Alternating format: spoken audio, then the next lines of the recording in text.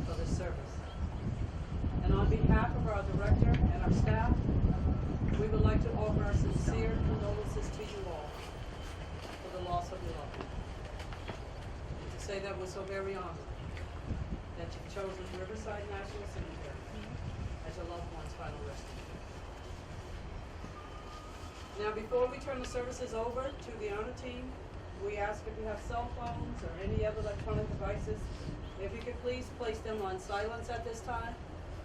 However, you can take as many photos or videos as you like. Thank you. The first event that the honor team will present will be the firing of 3 rifle volleys. They can be quite loud, so if you have sensitive hearing, please protect your ears. For the little ones, you want to protect their ears. The second event will be the sounding of taps. If you have served or currently serving in the military, please render one final hand salute. Everyone else, place your right hand over your heart. The third event will be the folding and the presentation of the flag to you, ma'am. At this time, please rise for military honors. Thank you.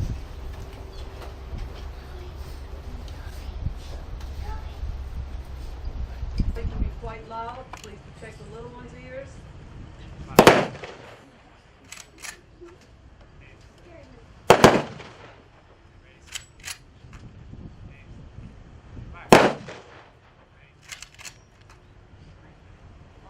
Now place in the flag in front of you.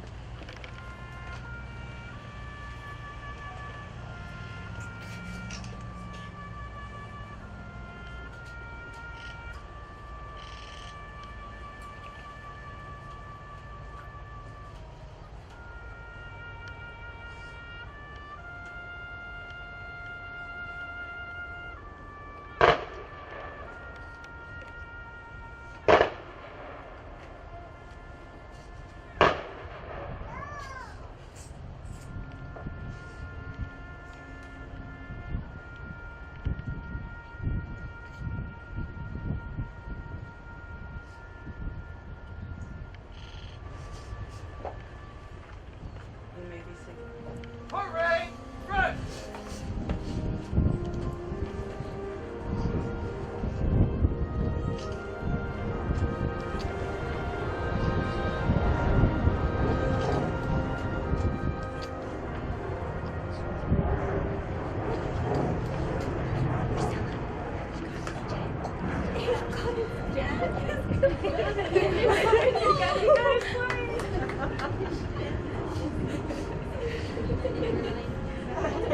Talk about being stubborn.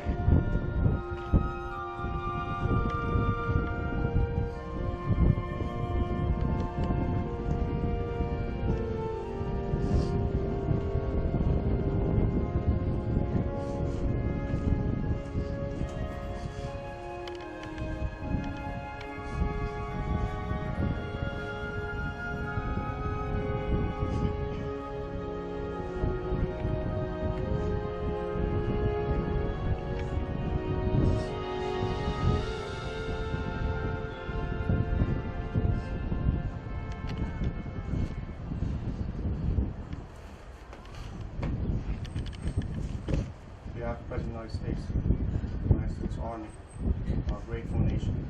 Please accept this flag as a symbol of our appreciation for your loved ones' faithful and honorable service.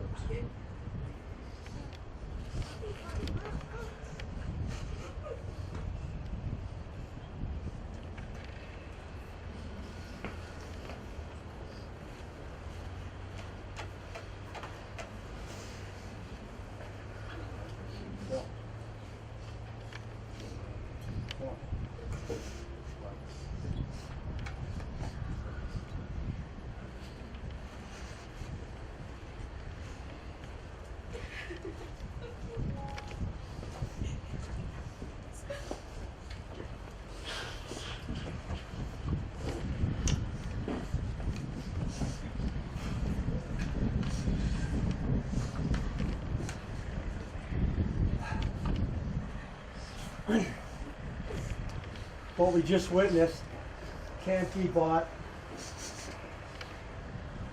can't be sold, can't be traded, can't be bartered for.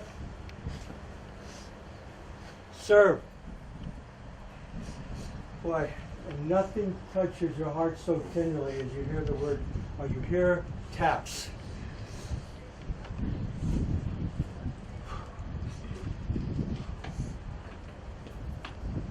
Sergeant George Plascencia. I hope I'm pronouncing it right, folks. Staff Sergeant. Staff Sergeant George. I got a copy of his DD 214, which tells us, gives me an idea of maybe what kind of awards he has, what he served, okay? 27 years, okay? It's not about the medals, but get this, Army Achievement Medal, Good Conduct Medal. And I'll tell you, one of the toughest ones to get besides a Combat Wounded, Purple Heart, versus Valor, is that Good Conduct Medal. That means he showed up on time, his shoes were shined, he was up in the morning, he did his job, he did it right, he got a medal for it. No big deal, I didn't get one. So, special group of people. National Defense Service Medal, Global War on Terrorism, Global War on Terrorism Service Medal, Iraq, Campaign Medal, Campaign Star, Non-Commissioned Professional Development Star. He got so many ribbons. I go on and on. It's not the ribbons, it's the heart. He'd be the first to hand them off. Be the first to hand them off. He faced the possibility of going off to war, no promise of coming home. You don't get a promise when you go over there. When I enlisted in 1961, the Army said this, and maybe the guys can forgive my French. Give your soul to Jesus. Give your heart to Mama and your girl. Give your butt to us because we own it. And they grind it, and they push it, but they told us, even in Vietnam, they told us, guys, America may hate you. America does not respect you, but your country really does. In their hearts they do. And one day, they said, one day, there will be an honor guard. They will be playing taps. There will be a presenting of the flag to our loved ones. They said, that will be your reward. I tell you what George's reward was. Right here and right here. No medal could ever replace family. President Lincoln at the Gettysburg Address. When I was in school, we had to memorize the Gettysburg Express, the Gettysburg Address. There's only one thing that says Lincoln said we can do. The only thing we can do is show honor and respect. There's nothing we can do to add or detract for what this man did for our country and what the gentlemen in uniforms and those not in uniforms do for us, is to show honor and respect, put that flag out. I know he loved the American flag. I know he did. And every time you put a flag out now for 4th of July, Memorial Day, and whenever you put that flag out, remember George. Today we come together to try to remember and try to show gratitude. Gratitude unlocks the fullness of life. It turns what we have into enough and more. It turns denial to acceptance, chaos to order, confusion to clarity. Sir Winfield Kinfield said this, very important. The service we render to others is really the rent we pay for our room here on earth. It's obvious that man himself is a traveler, and the purpose of this world is not to have and to hold, but to give and to serve. Because one life breathed a little easier because his life counted. What you see here is what we call the ripple in the pond effect. One life. One life. And young people, when you think your lives don't matter, anybody, when you think your life doesn't matter, you're depressed about whatever's going on in your life, don't give up. Because it affects so many people and so many yet to come. There'll be grandchildren. I'll make sure that there will be a rose that will go on this. And that's going to be for future generations that are not even alive today. So when Veronica comes out years and years and years and years from now and brings her children, and she says, I put one there for my daddy.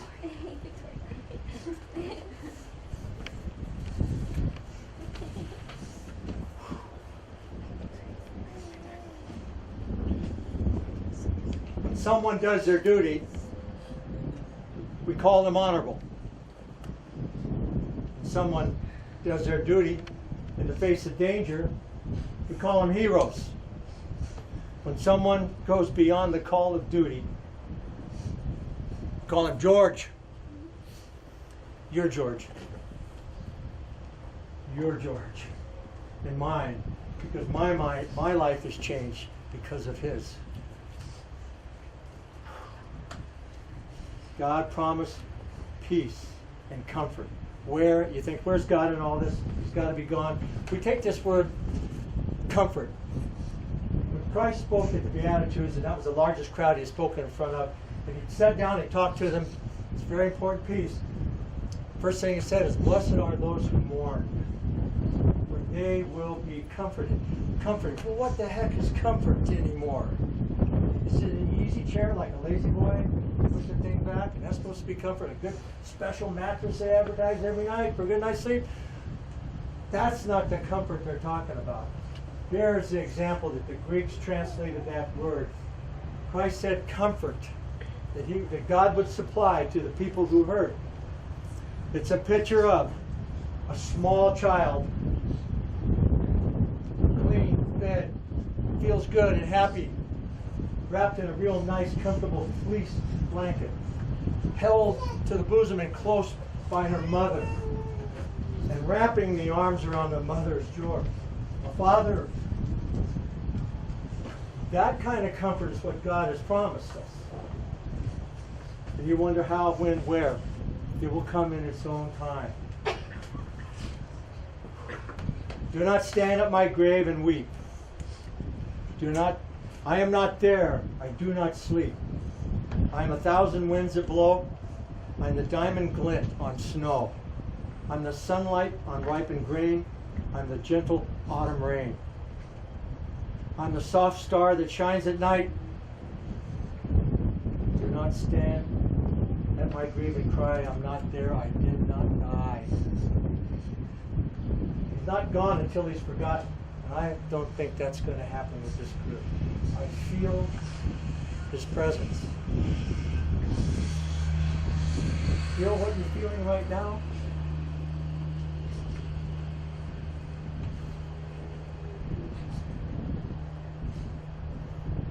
It's real.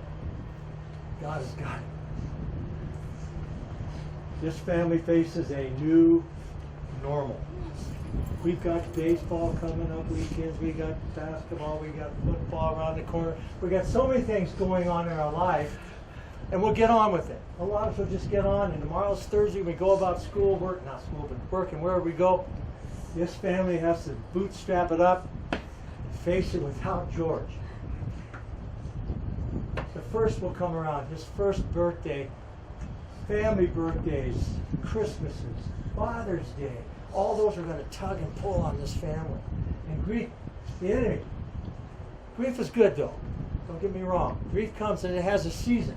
It's a reason for it. God gives us that. So why So we will appreciate what we have too, because it's a fleeting moment. It's gone. July 12th is forever ingrained, not only here, but in your hearts and in your life. My parents, my mama, told me a great kind of, and I use this in every service because it's so true for a believer. On the day that George was born, on the day that he was born, everybody was smiling and laughing, and he was the only one crying. He lived his life. He lived his life. He carried his torch. He ran his race. That when he left, everyone was crying, and he was the only one smiling. Knew where he was going. Wyatt Earp says this. Somebody remember Wyatt Earp, great lawman in Arizona. Nothing is greater than family. Nothing is greater than family. And you know what? We're all part of the family of God. We all are. I'm his children. You're his children. Each and every one of you are his child. God says, I know pain hurts, and it hurts. There's a sting of death that comes. We all have to face it. It's a mystery. We hear all kinds of things. But you want to grab a hold of something that makes you feel that you know is real. George saw it, knew it was real, grabbed it, wrapped himself up with it, and he was able to cross the chasm. But he's here today. He'll be here tomorrow. You'll feel him in a song, a meal, cruising by somewhere. When you see somebody in uniform, when you see the American flag, you'll sense something. Like I told Priscilla, when you sense that, you have that dream of him, that's a simple little sign. God himself says, I got your George. You wouldn't come back for anything other than maybe to hug everybody one more time or to say thank you. Just want to say in closing, God bless you all, each and every one of you, on your journey and on your struggles and on your fears and your loneliness and your depressions, that there is a better way and there is light out there. Look to the example that he set. Don't forget his family. Don't forget. I'd like to close with a word of prayer. Again, Heavenly Father, we come to you with just thanksgiving, and again, thank you for loaning George. His brief time is here, and the people that he touched, Lord, we're so grateful for the blessings that he brought. Heal the hearts here today, and the wounded, Lord, keep them strong. May they feel your comfort and your grace. Keep our country safe. Keep our children safe. Protect us from the onslaughts of the enemy. In Christ's name, amen. Amen. Folks, that concludes the service. Oh, you were telling me. Okay, what you need, just